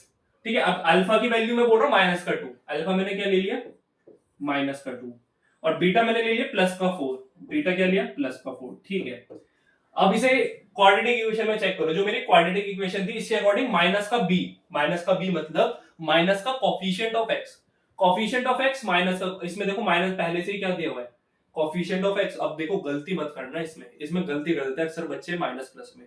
भाई ये जो -2 है ये मेरे बी की वैल्यू, बी की वैल्यू क्या है, बी जो है ना, b इज इक्वल टू -2 है, ये मेरे को गिवन है b, और मेरा जो फॉर्मूला है वो माइनस का b है, तो ये तो b की वैल्यू है, इसमें एक और माइनस ऐड होगा तो ये हो जाएगा माइनस ऑफ माइनस कितना 2। अब वही माइनस b, क्योंकि b की ही वैल्यू -2 है, b की वैल्यू क्या है -2 जो कि कोफिशिएंट ऑफ x। ठीक है, कोफिशिएंट ऑफ x स्क्वायर क्या है, वो है 1, तो कोफिशिएंट ऑफ x स्क्वायर क्या है 1। ठीक है, थोड़ा सा सॉल्व कर दो इस आगे, तो -2 + 4 हो जाएगा 2, और माइनस इंटू माइनस ये भी क्या हो जाता है प्लस, तो यहाँ पे बचेगा 2, 2/1 2 ही रह जाता है, 2/1 क्या रह जाता है 2 ही रह जाता है। आगे वही हो गई रिलेशनशिप। ठीक है, अब प्रोडक्ट ऑफ जीरोस के लिए भी देख लेते हैं, अब क्या करते हैं प्रोडक्ट ऑफ जीरोस के लिए भी देख लेते हैं। Product of zeros, product of zeros क्या होता है भाई, प्रोडक्ट ऑफ जीरोस होता है c/a कांस्टेंट टर्म अपॉन में कोफिशिएंट ऑफ x स्क्वायर। ठीक है, तो प्रोडक्ट ऑफ जीरोस में हम लगाते हैं alpha into beta which is equals to c/a। ठीक है जी, अल्फा की वैल्यू मैंने आप लोगों को भी बताई जो कि है -2, इनटू बीटा की वैल्यू हमने ली 4, कांस्टेंट टर्म देखो, कांस्टेंट टर्म क्या है -8, कांस्टेंट टर्म क्या है -8 डिवाइड बाय किससे, कोफिशिएंट ऑफ x स्क्वायर जो कि 1 है, कोफिशिएंट ऑफ x स्क्वायर जो कि 1 है, ये है हमारा 1। ठीक है, तो -2 इंटू 4 2 से कितना होता है -8, इसे इधर देख लो, -2 इंटू 4 कितना हो जाएगा -8 इज इक्वल्स टू, और यहाँ पे क्या -8/1, तो ये भी कितना है -8, तो माइनस से minus cancel out, 8 is equals to 8, तो ये आपस में क्या आ रहा है इक्वल आ रहा है। तो देखो हमारे सम ऑफ जीरोस भी आपस में इक्वल आ रहा है, प्रोडक्ट ऑफ जीरोस भी आपस में इक्वल आ रहे हैं, इनकी रिलेशनशिप भी बन रही है कि हमने पहले मिडिल टर्म स्प्लिटिंग करी, उससे हमने अपने दो जीरोस फाइंड कर लिए, अल्फा और बीटा की वैल्यू फाइंड कर ली, उसके बाद जब हमने इनकी रिलेशनशिप चेक करी ना कि सम ऑफ जीरो जो है -b/a होता है, तो हमने जीरोस का एडिशन किया, जो हमने जीरोस यहां से निकालते हैं उनका एडिशन किया, तो वही आ रहा है जो कि हमने फॉर्मूले में देखा। जब हमने इनका प्रोडक्ट किया तब भी वही आ रहा है जो कि हमारे पास फॉर्मूला गिवन है, तो रिलेशनशिप चेक होगा, इसका मतलब ये बिल्कुल ठीक है, इसमें कोई दिक्कत नहीं है। मतलब ऐसे ही इसी तरीके से आप लोगों को रिलेशनशिप चेक करनी है। और ये 1 या 2 नंबर का क्वेश्चन नहीं है, अच्छे खासे नंबर का क्वेश्चन आता है। 1 नंबर के क्वेश्चन में आप लोगों से डायरेक्ट पूछ लिया जाता है इसका फॉर्मूला, कि मतलब आप लोगों को एक क्वाड्रेटिक इक्वेशन दे देगा, उसमें आप लोगों से पूछेगा सम ऑफ जीरोस बता दो, तो आप लोगों को माइनस बी की वैल्यू भी फाइंड करनी है और ए की वैल्यू भी फाइंड करनी है। बट ध्यान रखना, अभी भी बता रहा हूं कि बी की वैल्यू में कभी मिस्टेक मत करना। तो बी की वैल्यू इसमें -2 दी हुई थी, मैंने भी -2 ही रखी, और एक जो बाहर एक्स्ट्रा माइनस ये जो लगता है, ये जो फॉर्मूले का माइनस है वो लगाया है, माइनस बी, और बी की वैल्यू क्या थी -2। तो माइनस में कभी गलती मत करना, अभी भी बता रहा हूं, ध्यान रखना माइनस में गलती नहीं होनी चाहिए। इस क्वेश्चन को एक बार रिपीट करो, 2 बार रिपीट करो, चाहो तो कैसे जैसे मर्जी कर लो, बट माइनस में कभी गलती नहीं होनी चाहिए। ठीक है, एक क्वेश्चन और कर देता हूं मैं, और कौन सा करें, और कर ले ये वाला, 6x² -3 -7x, 6x² -3 -7x। ठीक है, अब है हमारे पास 6x² -3 -7x, वही सेम स्टेप सेम तरीके से करते हैं। आ जाओ जरा, सबसे पहले हम क्या करेंगे, मिडल, अच्छा पहले तो इसे थोड़ा सा अरेंज कर लो। हाँ, अब इसमें भी अच्छा खासा क्वेश्चन ले ले, सही है, मैंने क्या सही किया भाई। अब इसमें मैंने पिछली बार जो हमें क्वेश्चन था उन्होंने बिल्कुल अच्छे से दिया हुआ था, मैंने उसकी 6 ही मल्टीप्लाई करी थी कांस्टेंट टर्म से, बट इस बार कांस्टेंट टर्म यहाँ पे है, ध्यान रखना। तो पहले से थोड़ा सा चेंज कर लो, पहले ये बनेगा 6x² -7x एंड देन -3। ठीक है, अब हमने क्या बोला था कि constant sorry coefficient of x की मल्टीप्लाई कर दो किससे, कांस्टेंट टर्म से, कोफिशिएंट ऑफ x² की मल्टीप्लाई कर दो कांस्टेंट टर्म से, ये हो जाएगा 6 into -3 which is equal to -18। ठीक है, अब 18 के टर्म्स निकाल लेता हूं मैं, 18 के फैक्टर्स निकाल लेते हैं। 2 9 2 9 18, फिर 3 3 9, फिर 3 1। ठीक है, फैक्टर्स में निकाल लिए 2 3 3।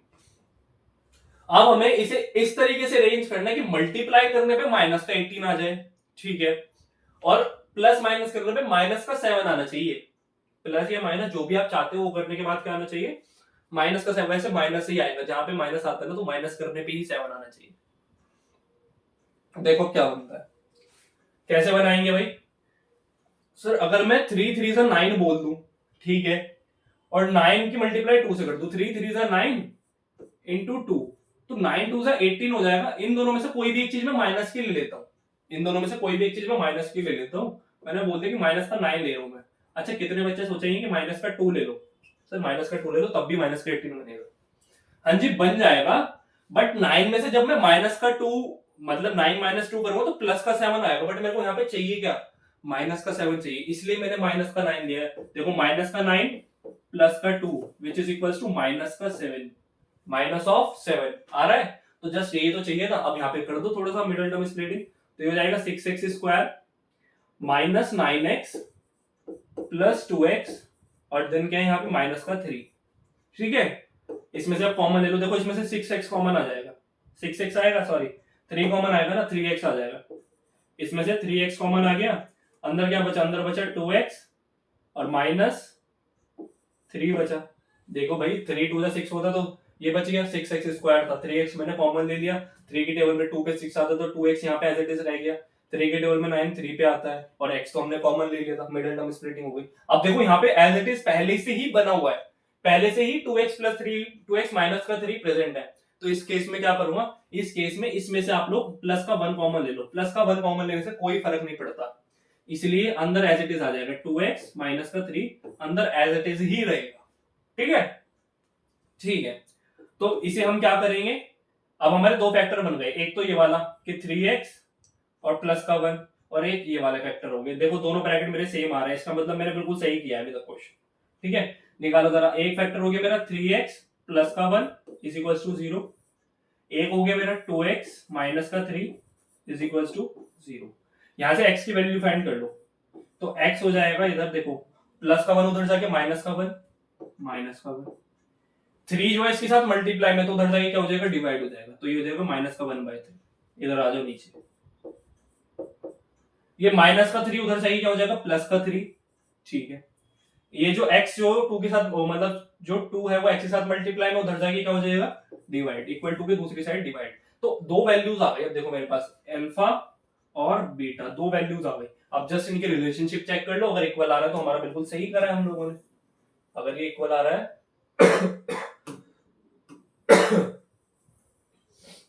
साइड कर लेते हैं इसे थोड़ा सा, इसे भी साइड कर लेते हैं, ठीक है, इसे यहां कर लेते हैं। आ जाओ जरा आगे देखो।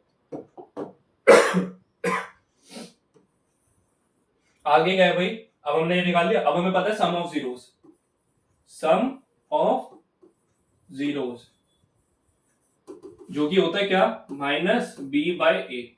सम ऑफ जीरोस वैसे होता है क्या, alpha plus beta which is equal to minus का बी बाय ए। अब हमने अल्फा और बीटा यहाँ पे निकाल ही लिए हैं, दो जीरोस हमने फाइंड कर ही लिया है, जो कि एक है माइनस का 1/3, तो अल्फा मैंने ले लिया माइनस 1/3 प्लस दूसरा है 3/2, ये क्या है 3/2, ठीक है। बी की वैल्यू कितनी है, यहां से देखो, बी की वैल्यू है माइनस का 7, बी की वैल्यू क्या है माइनस का 7, बट हमें चाहिए क्या माइनस बी, तो ये हो जाएगा माइनस ऑफ -7, ठीक है।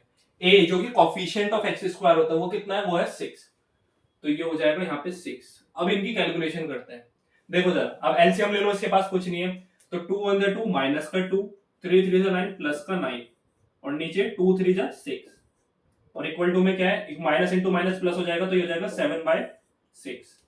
9 में से 2 है कितना आएगा, सिर्फ 7 आएगा, ये हो जाएगा 7/6, और इक्वल टू में हमारे पास ऑलरेडी 7/6 है, तो हो गया आंसर, ये बिल्कुल सही आया, ठीक है। अब इधर तो कोई दिक्कत नहीं, आ जाओ सर आगे, बिटा के दिया मैंने, आगे जाओ, ये हो गया। अब हमें निकालना है प्रोडक्ट ऑफ जीरोस, क्या निकालना है, प्रोडक्ट ऑफ जीरोस, जो कि क्या होता है, अब आप लोगों को पता हो जाना चाहिए प्रोडक्ट ऑफ जीरोस क्या होता है, वो होता है c by a which is alpha into beta is equals to c by a। अब ये फाइंड करते हैं, अल्फा है हमारा -1/3 और बीटा है हमारा 3/2, कांस्टेंट टर्म है हमारा माइनस का 3, कांस्टेंट टर्म क्या है माइनस का 3, और a जो कि कोफिशिएंट ऑफ एक्स स्क्वायर है वो है 6, वो कितना है 6, तो इसे सॉल्व करो जरा, देखो 3 से 3 कट जाएगा तो आंसर कितना आएगा -1/2, ठीक है। यहां से 3 1 3 3 2 6 मतलब 1/2, तो ये भी कितना आएगा माइनस का 1/2, देखो दोनों के दोनों सेम आ रहे हैं, दोनों क्या आ रहे हैं सेम आ रहे हैं, तो हो गई रिलेशनशिप चेक। बस ऐसे रिलेशनशिप चेक करनी है, इस तरीके से आप लोगों को सारे क्वेश्चंस करने हैं ये, ठीक है। यही सेम स्टेप हर जगह यही सब रिपीट होगा। तो मैंने 2 क्वेश्चंस करा दिए हैं, इसमें टोटल कितने 6 क्वेश्चंस हैं, 2 क्वेश्चंस मैंने करा दिए, ये वाला हो गया और ये वाला करा दिया, बाकी आप लोग कर लोगे, ठीक है। बाकी तो और ज्यादा मतलब बहुत ही इजी से क्वेश्चंस है बाकी तो। आ जाओ जरा, नेक्स्ट क्या है, नेक्स्ट क्या है, नेक्स्ट नेक्स्ट नेक्स्ट और नेक्स्ट करो। अब आया था ये, अब हमें पहले से ही सम ऑफ जीरोस और प्रोडक्ट ऑफ जीरोस गिवन होंगे, इससे हम क्वाड्रेटिक इक्वेशन कैसे बनाएंगे वो हमने देखना है। आ जाओ भाई, क्वाड्रेटिक इक्वेशन बना देते हैं। फाइंड द क्वाड्रेटिक पॉलिनोमियल, मतलब वही क्वाड्रेटिक पॉलिनोमियल फाइंड करना है, each with the given numbers as the sum and product of zeros respectively, ठीक है। इसमें भी वही 6 क्वेश्चंस है, 2 मैं करा दूंगा, एक मतलब 4 आप लोग कर लेना, ठीक है। आ जाओ फर्स्ट करते हैं, पहले हमें 1/4 दिया हुआ है और माइनस का 1 गिवन दिया हुआ है, और ये हमें बताया हुआ है कि सम ऑफ जीरोस और प्रोडक्ट ऑफ जीरोस है रिस्पेक्टिवली। तो इसका मतलब है कि ये जो है, ये गिवन जो है, ये हमारा क्या है, सम ऑफ जीरोस है ना भाई, सम ऑफ जीरोस हो गया। ये क्या है, ये है प्रोडक्ट ऑफ जीरोस। चलो इतना तो हमें पता लग गया कि ये प्रोडक्ट ऑफ जीरोस ये है, सम ऑफ जीरोस ये है, ठीक है। अब आप लोग देखो जरा, सम ऑफ जीरोस होता क्या है, सर अभी आपने पढ़ा है कि जो सम ऑफ जीरोस होता है ना, वो होता है, यहां पे लिख देते हैं, सम ऑफ जीरोस जो कि होता है -b/a, और जिसे हम बोलते हैं alpha plus beta is equal to -b/a, ठीक है। सर हमें सम ऑफ जीरोस की वैल्यू गिवन है, सम ऑफ जीरोस की वैल्यू गिवन है, देख लो भाई जरा। अब आप लोग किसके इक्वल पुट करोगे, अब ऐसा तो है नहीं कि आप अल्फा प्लस बीटा के इक्वल उसे पुट कर दोगे, हमें पता है कि -b/a के इक्वल हो सकता है, क्या हो सकता है बी बाय ए के इक्वल हो सकता है, तो मैं बोल दूं कि माइनस बी बाय ए जो कि मेरा सम ऑफ जीरोस होता है वो किसके इक्वल है, -1/2। किसके इक्वल है, ये अच्छा सॉरी -1/2 को ले लिया मैंने, ये इक्वल है 1/4 के। किसके इक्वल है, 1/4 के। ऐसे आ जाओ जरा product of zeros, product of zeros ये कितना होता है, ये होता है सी बाय ए। कितना होता है ये, सी बाय ए। ठीक है, अच्छा इसमें अब हमें प्रोडक्ट ऑफ जीरोस गिवन है माइनस का वन, ये है माइनस का one is equal to c by a, c by a. ठीक है, आप लोगों वैल्यूज एज्यूम कर सकते हो थोड़ी सी है। ए की वैल्यू, अच्छा देखो माइनस बी की वैल्यू कितनी आ रही है, माइनस बी की वैल्यू, अच्छा वैसे तो सी बाय ए की वैल्यू हमें माइनस का वन गिवन है। सी बाय ए जो कि हमारा प्रोडक्ट ऑफ जीरोस है, जिसे हम बोल सकते हैं ये है हमारा alpha into beta. Alpha into beta तो होता है, और ये क्या है, ये हमारा अल्फा प्लस बीटा ये है। अब हमने इतना सॉल्व कर लिया जो हमसे क्वेश्चन ने कहा गया था, जो हमसे क्वेश्चन ने कहा था वो हमने सॉल्व कर लिया। और हमें पता है कि जो हमारी क्वाड्रेटिक इक्वेशन होती है ना, क्वाड्रेटिक पॉलिनोमियल होता है ax square plus bx plus c। अब हमें a b और c की वैल्यूज फाइंड करनी है। अच्छा देखो b की वैल्यू, सबसे पहले b की वैल्यू बता दो। b की वैल्यू -1 होगी, b की वैल्यू, अच्छा देखो इसमें ना अगर थोड़ा सा मैं सॉल्व करके दिखाऊंगा आप लोगों को, -b=1 है तो b किसके इक्वल होगा, b इक्वल टू -1 हो जाएगा। b की वैल्यू -1 आ गई तो मैं इसकी जगह देखो माइनस का x पुट कर सकता हूं। ठीक है, ये बन गया मेरा। a की वैल्यू आप लोगों को साफ नजर आ रही है, कितना है 1/4। a की वैल्यू कितनी आ रही है 1/4, तो इसे मैं लिख दूं 4x², ये a है। कांस्टेंट टर्म c को देखो जरा, c किसके इक्वल आ रहा है -1। भाई c थोड़ा इन्हें ना बिल्कुल एज इट इज, मतलब इसके नीचे कुछ नहीं है तो वो आप छोड़ो, a छोड़ो, अभी a की बात नहीं कर रहे। उन्होंने हमें बोला है कि कांस्टेंट टर्म जो कि हमारा मतलब क्या दिया हुआ, इन्होंने प्रोडक्ट ऑफ जीरोस दिया हुआ -1 के इक्वल है, तो c की वैल्यू किसके इक्वल आ रही है -1 के इक्वल आ रही है। अच्छा अगर इसे थोड़ा सा मैं सॉल्व करूं, a की मल्टीप्लाई कर दो आप लोग, क्या कर दो, a की मल्टीप्लाई, तो ये हो जाएगा माइनस का a is equal to c। और a की वैल्यू कितनी है, a की वैल्यू कितनी है, a की वैल्यू है 4, a की वैल्यू 4 है ना, तो इसे मैं बोल सकता हूं जो मेरे ये होगा माइनस का 4 इज इक्वल टू सी। कितना आ गया, माइनस का 4 आ गया, तो 4x² -x -4 खत्म आंसर। c की वैल्यू कितनी है माइनस का 4, b की वैल्यू हमें गिवन थी माइनस का 1, a की वैल्यू हमें गिवन थी। तो ऐसे क्वेश्चंस में ना आप लोगों को हर बार, जैसे ये फ्रैक्शन वाले क्वेश्चंस है, तो आप लोगों को हर बार दो चीज की वैल्यू दी जाएगी किसी भी, जैसे इन्होंने b बाय a दे दिया, b और a एग्जैक्ट वैल्यू दे दी, तो c की वैल्यू आप लोग इजीली निकाल लोगे। क्या था भाई, -1 is equal to c by a था, a की मैंने मल्टीप्लाई कर दी इससे, तो माइनस का a is equal to c हो गया। और a की वैल्यू मेरे को पता है, a की वैल्यू 4 है, बट इसके पास एक माइनस इन्होंने पहले से दिया हुआ है, तो माइनस का 4 हो गया, तो c की वैल्यू कितनी आ गई, ये हो गई हमारी क्वाड्रेटिक इक्वेशन जो उन्होंने बनाने के लिए बोली थी। ठीक है, क्वाड्रेटिक पॉलिनोमियल बनाते। अब एक और कर लेते हैं थर्ड देख लो, 0, -0, √5। थर्ड दिया हुआ है हमें 0 और √5, और इसे हमें, अच्छा चलो ठीक है, अब आगे डायरेक्ट करते हैं इसे। सबसे पहला आता है सम ऑफ जीरोस, क्या आएगा, सम ऑफ जीरोस जो कि होता है क्या, -b/a। ठीक है, और ये किसके इक्वल है, 0 के इक्वल है। किसके इक्वल है, 0 इज इक्वल टू -b/a। ठीक है, प्रोडक्ट ऑफ जीरोस क्या होता है, product of zeros, product of zeros होता है c/a। प्रोडक्ट ऑफ जीरोस किसके इक्वल है, √5, √5 इज इक्वल टू c/a। ठीक है जी, आ जाओ जरा।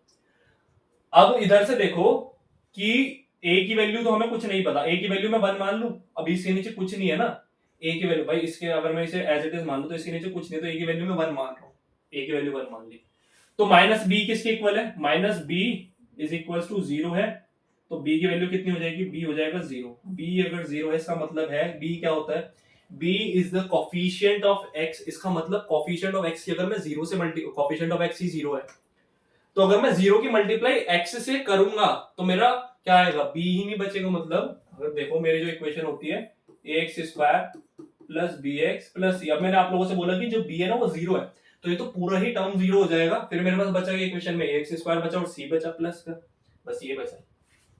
ठीक है, अब ए कितना एज्यूम किया हमने, भाई ए तो 1 ही है, वो तो साफ दिख रहा है, कहीं से भी ले लो, ए यहां से ले लो चाहे यहां से ले लो, ए किसके इक्वल है, 1 के इक्वल है। तो सी की वैल्यू कितनी है, √5 हो गई। सी की वैल्यू कितनी आ गई, सी की वैल्यू आ गई √5, तो साफ दिख रहा है भाई। ठीक है, मैंने अभी आप लोगों को बताया था कि वो किसी दो की वैल्यू दे देगा और आप लोगों को एक की फाइंड करनी पड़ेगी। तो इसमें उसने सी की दे रखी थी √5, ए की दे रखी थी 1 और बी, अच्छा इसमें तो बी की भी पता ही है आप लोगों को 0, तो इसमें तीनों की वैल्यू दे दी। तो कांस्टेंट टर्म है आप लोगों का √5।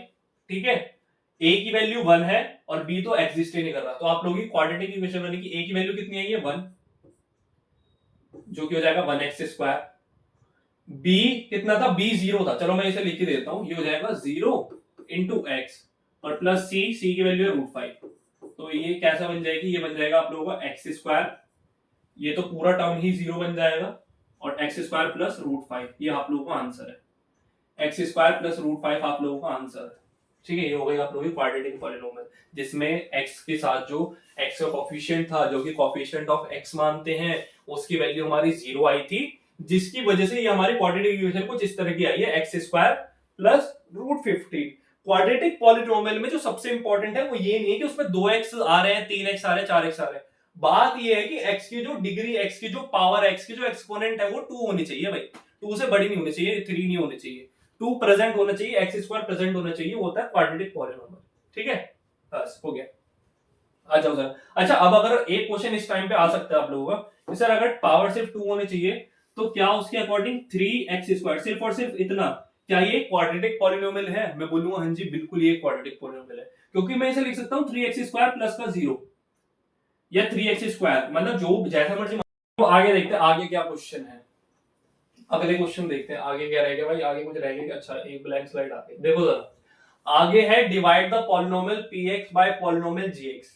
एक हमें पॉलिनोमियल गिवन है px, इसे डिवाइड करना है इससे gx से। ठीक है, and find the question, find करना है, रिमाइंडर फाइंड करना है in each of the following, question और रिमाइंडर फाइंड करना है इसमें ईच ऑफ द फॉलोइंग। अब इसमें क्या मेथड है, ये मेथड बहुत इंपॉर्टेंट है और बहुत मतलब बच्चों के लिए कंफ्यूजिंग है। ये क्वेश्चन आप लोगों को एक बार करना पड़ेगा, 2 बार करना पड़ेगा, उसके बाद ही आएगा। ये थोड़ा सा कंफ्यूजिंग होता है, जो बच्चे ध्यान नहीं देंगे उनके लिए दिक्कत हो जाएगी। अब देखना जरा कैसे करना, वही डिवाइड वाला साइन बनाओ जैसे आप लोग करते थे, बचपन से करते आ रहे हो।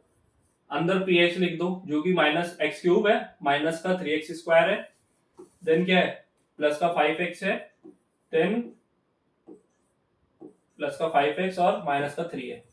ठीक है, और यहाँ पे क्या है gx कितना दिया हुआ है, x² माइनस का 2, x² माइनस। अब ये कैसे करेंगे, अब देखो आप लोगों को पता है कि भाई अगर मेरे को अंदर 8 दे दिया जाता, बाहर 2 होता, तो मेरे को पता है 2 के टेबल में 8 कितने पे आता है, 4 पे आता है ना, तो ये 8 आता है, फिर माइनस करते हैं तो ये कैंसिल आउट होकर 0 आ जाता है। तो अब मेरे को देखना है x² माइनस 2 की टेबल में ये नंबर कितने पे आ रहा है, x² माइनस 2 की टेबल में ये वाला जो पॉलिनोमियल है ये कितने पे आ रहा है। और ये कैसे चेक किया भाई, इसमें भाई मैंने इनकी मल्टीप्लाई करी थी, 2 4 से 8 होता है। अब ये देखो सर यहाँ पे x³ है, यहाँ पे क्या है x³, तो मेरे को कोई ऐसा नंबर या ऐसा वेरिएबल या ऐसा कांस्टेंट चाहिए जिसमें इसकी मल्टीप्लाई करूं तो सबसे पहला नंबर मेरे को x³ मिलना चाहिए। सबसे पहला नंबर क्या मिलना चाहिए मेरे को, x³ मिलना ही चाहिए। देखो भाई जरा, अगर मैं x² माइनस 2 में मल्टीप्लाई कर दूं x की अगर मल्टीप्लाई कर दूं तो x इंटू x² क्या होता है भाई, इसमें x की पावर 1 है, इसमें x की पावर 2 है, x इंटू x² 1 प्लस 2, जब बेस सेम होता है तो पावर ऐड हो जाती है, तो 1 प्लस 2 3, तो ये हो जाएगा x³ और माइनस का क्या हो जाएगा 2x। ठीक है, आ गया भाई, इसे कर दो। अब इसकी मल्टी मैंने यहाँ पे लिखा x, तो इसकी मल्टीप्लाई x से होगी तो कितना हो जाएगा, x³ हो जाएगा, और माइनस का क्या है 2x। अब ऐसा मत करना माइनस का 2x आप लोग यहाँ लिख रहे हो, x वाला देखो टर्म क्या है, सिर्फ x की पावर 1 वाला टर्म इसके पास है, तो यहाँ पे लिख दो माइनस का 2x। क्या लिख दोगे, माइनस का 2x। अब हम क्या करते थे भाई, माइनस करना पड़ता, मतलब माइनस का साइन लगा देते, तो भाई माइनस करना है तो इसे भी माइनस करो, और जब इसका साइन चेंज करो तो इसका भी साइन चेंज करना पड़ेगा, ये भी इंपॉर्टेंट है, ध्यान रखना। तो ये कैंसिल आउट हुआ। ठीक है, अब नीचे देखो माइनस का 3x² एज इट इज बच गया, 5x प्लस 2x कितना हो जाएगा, प्लस का 7x और माइनस का 3 एज इट इज उतर जाएगा। अब देखो, अब मेरे को इसमें ऐसा क्या नंबर मल्टीप्लाई करूं जो माइनस का 3x² बन जाए, भाई x² माइनस 2 में क्या ऐसा नंबर मल्टीप्लाई करूं जो माइनस का 3x² बन जाए। अगर मैं एक्स स्क्वायर माइनस 2 में मल्टीप्लाई कर दूं सिर्फ माइनस के 3 की, किसकी मल्टीप्लाई करूं, माइनस के 3 की, माइनस के 3 की मल्टीप्लाई एक्स स्क्वायर से करूंगा तो ये हो जाएगा माइनस का 3x स्क्वायर। देखो पहला नंबर सेम बन गया, और यही इंपॉर्टेंट होता है, इसके अकॉर्डिंग ही हम क्वेश्चन में आगे बढ़ते हैं। माइनस का 3x स्क्वायर हो गया, माइनस के 3 की मल्टीप्लाई माइनस के 2 से करें तो प्लस का 6 आएगा, कितना आएगा, प्लस का 6 आएगा, करो जरा। तो ये हो गया मेरा कितना, माइनस का 3x स्क्वायर, माइनस का 3x स्क्वायर प्लस का 6 आया, प्लस का 6 यहां मत लिख देना, प्लस का 6 कांस्टेंट टर्म के साथ आएगा क्योंकि इसके पास कोई वेरिएबल नहीं है। अब इनके साइन चेंज कर दो, इनके क्या कर दो, साइन चेंज कर दो, तो ये हो जाएगा प्लस का और ये हो जाएगा माइनस का, ठीक है। तो ये कैंसिल आउट हो गया, यहाँ पे कितना बचा, यहाँ आया 7x और ये आया माइनस का इतना 9, माइनस का 9 आया, यही आया, ठीक है, ठीक है जी। तो कितना है, 7x माइनस का 9। तो अब आगे देखो जरा, इसमें ये हमारा रिमाइंडर की बच गया क्योंकि फिर आगे तो सॉल्व नहीं हो सकता, x की सबसे बड़ी पावर ही एक्स स्क्वायर है, तो ये सही आ रहा है ना। तो x हमारा आंसर क्या है, 7x माइनस 9, ठीक है। तो हमसे क्या पूछा गया था, हमसे पूछा गया था क्वेश्चन और रिमाइंडर बताना है, तो हमारा ये हो गया रिमाइंडर, रिमाइंडर ये हो गया और ये हो गया, अच्छा यहाँ पे तो मैंने ये लिखा ही नहीं यार, x की मल्टीप्लाई कर दी थी और माइनस के 3 की मल्टीप्लाई करी थी ना हमने, माइनस के 3 की, तो ये पूरा हो गया क्या, ये हो गया क्वेश्चन, क्या हो गया, क्वेश्चन, ठीक है। तो आप लोगों को रिमाइंडर मिल गया, आप लोगों को क्वेश्चन मिल गया, आप लोगों को क्वेश्चन सॉल्व हो गया, बस इतना ही करना था इसमें, ठीक है। बाकी आप लोग कर सकते हो, अब इसी की तरह ये 2 क्वेश्चन होंगे, 2 आप लोगों के होमवर्क हो जाएंगे, बाकी बस यही 2 क्वेश्चन है। अब इससे ना एक और, इसके मतलब जैसे क्वेश्चन नंबर फर्स्ट चला, फिर क्वेश्चन नंबर सेकंड आता है, क्वेश्चन नंबर सेकंड भी बिल्कुल सेम यही है, मतलब यही चीजें करनी है बिल्कुल सेम, बस उसमें ये होता है कि उसमें रिमाइंडर आप लोगों के हर बार 0 आता है, उसमें मतलब जब भी हम इस नंबर की किसी भी नंबर की मल्टीप्लाई करके जो बीच वाला नंबर है एज इट इज बनाते हैं ना, वो बिल्कुल सेम बन जाता है, मतलब एंड में कितना आ जाता है, 0 आ जाता है। जैसे कि मैंने यहाँ दिखाया था कि 2 की 4 से मल्टीप्लाई करो 8 आ गया और रिमाइंडर कितना आ गया, 0। तो यहाँ जैसे रिमाइंडर 0 बन रहा था ना, इससे जो नेक्स्ट पार्ट है जो कि सेकंड क्वेश्चन है, उसमें भी क्या बनेगा, उसमें रिमाइंडर 0 बनेगा, वो शायद इसमें है नहीं, मतलब इस स्लाइड में है नहीं आगे, तो उसमें भी रिमाइंडर 0 बनेगा। अब एक जो मैं बोल रहा था, एक एक्स्ट्रा क्वेश्चन आप लोगों को सिखा देता हूँ, ठीक है। मैंने आप लोगों को ना कोई भी ऐसी जनरल इक्वेशन दे दी, मैंने बोल दिया आप लोगों के पास एक क्वाड्रेटिक पॉलिनोमियल है, चलो यही है ax square plus bx plus c, मैंने आप लोगों को ये इक्वेशन दे दी और आप लोगों को बोल दिया कि इसके पास जो रूट्स है ना, it have roots, it have 2 roots, लिख देता हूं 2 roots which is alpha and beta, alpha और बीटा इसके रूट्स हैं, और आप लोगों को बोल दिया मैंने भाई मेरे को फाइंड करके दिखा दो alpha square plus beta square की वैल्यू कितनी होगी। अब कैसे करोगे, अल्फा स्क्वायर प्लस बीटा, ये ऐसे क्वेश्चन हर बार आ जाता है एग्जाम में, बहुत बार आता है ऐसे क्वेश्चन, तो इसे क्या करेंगे, देखो अब आप लोगों को अगर आइडेंटिटी नहीं पता तो मैं बता देता हूं, alpha square plus beta square, ये जो होता है ये इक्वल होता है अल्फा प्लस बीटा का whole square minus 2 alpha beta, ये एक आइडेंटिटी। अब कैसे आई सर, ये देखो जरा, अल्फा प्लस बीटा का होल स्क्वायर खोल दो, ये हो जाएगा alpha square plus beta square plus 2 alpha beta, और बाहर मैंने मल्टीप्लाई करी माइनस के 2 अल्फा बीटा से, देखो ये माइनस प्लस आपस में कैंसिल आउट हो गया, alpha square plus beta square बचे।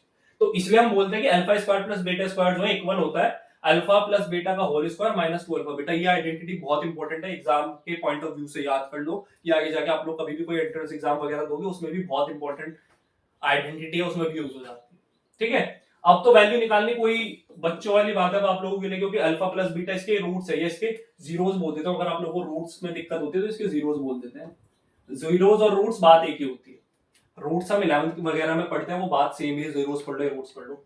अब मैंने क्या बोला इसमें कि alpha plus beta, alpha and beta इसके रूट्स दिए हुए, तो अल्फा प्लस बीटा इसका क्या होगा, सम ऑफ जीरोस, ये क्या होगा इसका, ये होगा इसका sum of zeros, sum of zeros, और यहाँ पे जो अल्फा इंटू बीटा है ये होगा इसका क्या, प्रोडक्ट ऑफ जीरोस।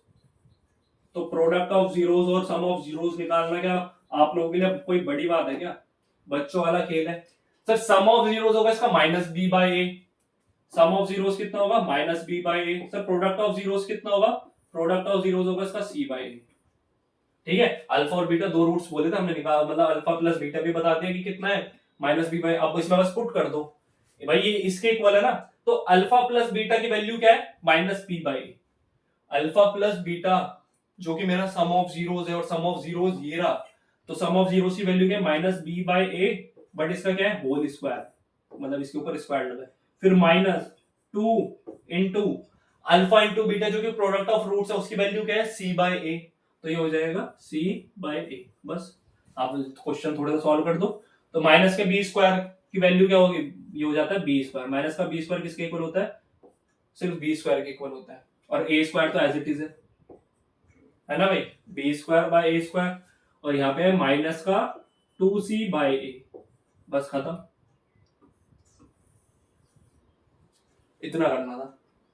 अब आप लोग चाहे एलसीएम वगैरह लेना चाहो तो ले लो, बाकी जरूरत नहीं है, इतने पे क्वेश्चन होता है। ठीक है, एक क्वेश्चन दे रहा हूं, एक ऐसा होमवर्क मानना है आप लोगों को जो वैल्यू बतानी है वो बतानी है alpha cube plus beta cube के आप लोगों को वैल्यू फाइंड करनी है, और कमेंट बॉक्स में आंसर देना, जो भी आंसर देगा मैं उसका नेक्स्ट वीडियो में नाम भी लूंगा, जब भी 10th की वीडियो बनेगी उसका मैं नाम भी लूंगा, जिसने alpha cube plus beta cube की वैल्यू बता दे कमेंट बॉक्स। ठीक है, तो आज की वीडियो के लिए हम इतना ही रखेंगे, ये आप लोगों का पूरा चैप्टर प्रॉपर्ली अच्छे से सॉल्व हो गया, एनसीईआरटी बेस्ड क्वेश्चंस भी करे, एक एक्स्ट्रा क्वेश्चंस भी करा दिया, और इसके जो भी एक्स्ट्रा इंपॉर्टेंट पीवाईक्यूज होंगे उसकी भी मैं वीडियो बहुत ही जल्द ले आऊंगा। ठीक है, तो तब तक के लिए इसे अच्छे से, इस सेशन को अच्छे से कवर करो। डीपीपी वगैरह तो मैं आप लोगों को दे दूंगा, वो व्हाट्सएप पे मिलती है, मतलब जो मेरे हमारी डीपीपी है वो हम व्हाट्सएप वगैरह पे डालते हैं। ठीक है, और टेलीग्राम वगैरह भी ज्वाइन कर लो, आप लोग टेलीग्राम ज्वाइन कर लो, व्हाट्सएप वगैरह सब ज्वाइन कर लेना, क्योंकि उसमें बहुत इंपॉर्टेंट अपडेट्स भी आते हैं, डीपीपी वगैरह भी आते हैं, टेस्ट भी वहीं पे मिलेंगे। और ये जो हमारा इसका आंसर देना कमेंट बॉक्स में, मैं उसका नाम भी लूंगा नेक्स्ट सेशन में। ठीक है, ये सारी चीजें सॉल्व करो, अच्छे से सॉल्व करो, क्योंकि एनसीईआरटी बेस्ड तो हमने प्रॉपर कवर कर लिया, इससे बाहर तो एनसीईआरटी कुछ नहीं दे सकता। ठीक है, और बाकी इंपॉर्टेंट सेशंस का, वो मतलब इंपॉर्टेंट क्वेश्चंस के सेशंस का मैंने आप लोगों को बता दिया, जल्दी मैं पॉलिनोमियल के इंपॉर्टेंट क्वेश्चंस का सेशन बहुत ही जल्दी लेके आऊंगा। ठीक है, तो तब तक के लिए enjoy these sessions, be hungry for this kind of sessions, stay tuned and bye bye.